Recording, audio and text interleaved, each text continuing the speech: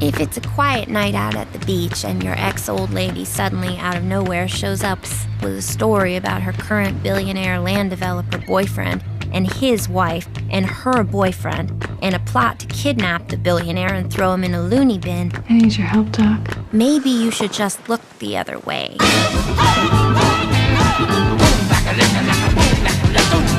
But if you're Doc, it may all start to get a little peculiar after that. Michael Z. Wolfman. And Mickey Wolfman. Mickey Wolfman has vanished. So where would I find him? He's technically Jewish, but wants to be a Nazi. And a girl don't necessarily want to get into difficulties with those folks. Got a spare picture I could borrow?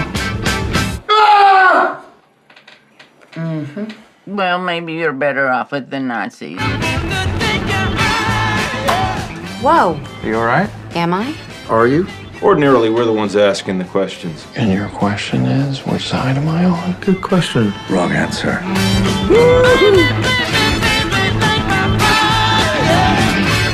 Choto, Kinichiro, Dozo, Moto Panakeku, Moto Panakeku, Moto Panakeku, Hai, Hai, Hai.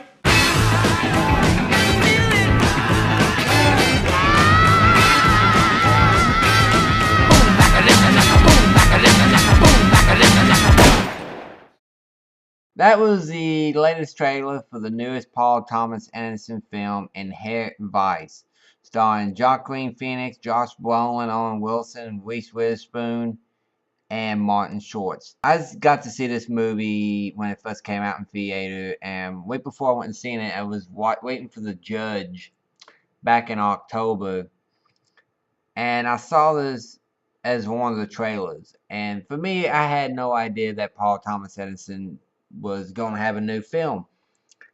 And for me, I'm a huge PTA fan. I love Magnolia, Boogie Nights, Punch Drunk Love, but I never seen There Will Be Blood or The Master, which I heard both films got great reviews. When I first saw the trailer, I was really thinking more of a Big Lebowski type of feel to it. A lot of people was comparing it to a Coen Brothers movie, something like a Big Lebowski feel to it, and seeing the film, it does in a way, but it really doesn't. This whole movie of Inherent Vice is not what you're going to see when you see the actual first trailer, what we just showed before this review. You watch the trailer, basically seems like a comedy. Which it is. This movie has a lot of comical moments. Josh Brolin, Willie, him and Joaquin Phoenix, Willie, had a good comical chemistry with one another. But it really is not for what it really appears.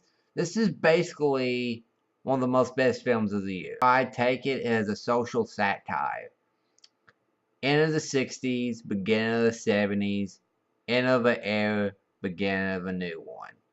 You had the, government conspiracies, the Charlie Manson's murders, which has a lot of Charlie Manson's references in it, where it shows how, the whole state of paranoia and the way how, Los Angeles was, you look back in the 40s when they kicked people off the lands and stuff and built homes and people getting in trouble with embezzling federal money, building houses for cheap, including with the interstates and all that stuff. It basically has that where, explains a little bit of that. And you have Joaquin Phoenix playing Doc Spatalo, who's basically a stoner private eye who's basically goes on this odyssey journey, trying to find questions on why did his ex-girlfriend leave him and hook up with this millionaire. People want to complain that the film has no plot to it, but really and truly for me, it is a plot. Yeah, it does, bounce back and forth to so many subject matters that basically you lose confusion into it. But basically, that's the whole point of the film. It's a guy who basically asks himself questions, which we as human beings do a lot. Why did this person leave us? And so on, and hopefully we end up finding the real answer why. And he ends up meeting all these crazy characters. Which it gets to the end of the movie. Spoiler alert, they do not get back together. Most people don't want to pay $6, $7, $8 to go watch a movie that they basically be like, okay, this happens in real life. I don't want to see something that I can mill off of. Some people was into like Die Hard. Some people want to watch 50 Shades of Grey. Some people was into this type of film. This is more to me how I feel while I look at it like as an art house film. Very produced by a major studio and mainstream audience. You look at Spring Breakers by Harmony Korine, a lot of people did not get it. Some people felt a little too short. Some people felt like, why have Selena Gomez in it for only like 10 or 15, 20 minutes and ship her butt off and she's out of the movie. This is the type of film Inherent Vice is. It's not everybody's cup of tea. For me, I have a discrete taste of film, what I like to see. Basically, most people won't. Scenery was great. Cinematography was fantastic. The acting was right on all the characters and all the actors that played it. Real keyed on.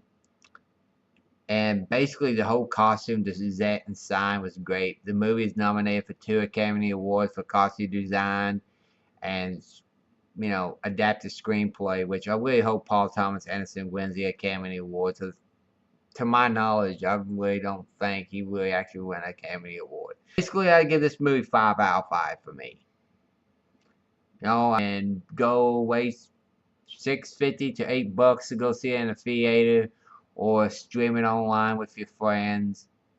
Leave your comments down below. Let me know what you actually think. Thank you. And usually every Wednesday you will hear me, Austin, and Yolanda. If not them, all 3 of us, it'd be mostly one of us reviewing films on Wednesday. So thank you very much and love. And look forward to seeing y'all next week.